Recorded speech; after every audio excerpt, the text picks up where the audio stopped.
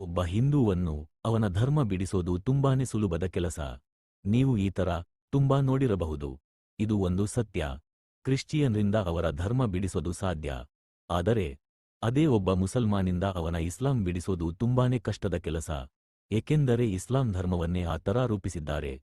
ಮುಸ್ಲಿಮರಿಗೆ ಅವರ ಬಾಲ್ಯವಸ್ಥಾದಿಂದಲೇ ಅವರ ತಲೆಯಲ್ಲಿ ದೃಢವಾಗಿ ಹಾಕೋದು ಒಂದೇ ಮಾತು. ಅದು ಏನೆಂದರೆ, ನಾವು ಇಸ್ಲಾಂ ಧರ್ಮದ ವಿರುದ್ಧ ಏನು ಕೇಳಬಾರದು, ಸಹಿಸಲೂಬಾರದು. ಕೇವಲ ಇಸ್ಲಾಂ ಧರ್ಮವೇ ನಿಜವಾದ ಧರ್ಮ. ನೀವು ಮುಲ್ಲಾ ಮೌಲವಿಗಳನ್ನ ಹೇಳೋದನ್ನು ಕೇಳಿರಬಹುದು. ನಿಮ್ಮ ಬುದ್ಧಿವಂತಿಕೆಯ ಅರಿವಿನಿಂದ ಯಾವುದೋ ಒಂದು ಘಟನೆ ಅಥವಾ ವಿಷಯವನ್ನು ತಪ್ಪು ಎಂದು ಹೇಳುತ್ತಿದ್ದರು.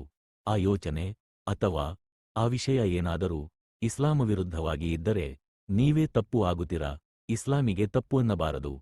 ವಿಜ್ಞಾನವು ಕುರಾನಿನ ವಿರುದ್ಧವಾದದ್ದನ್ನು ಸಾಕ್ಷಿ ಸಮೇತ ಏನೇ ಸಾಬೀತುಪಡಿಸಿದರು ಇಸ್ಲಾಂ ಪ್ರಕಾರ ವಿಜ್ಞಾನವೇ ತಪ್ಪು ಆಗುವುದು, ಕುರಾನ್ ಅಲ್ಲ.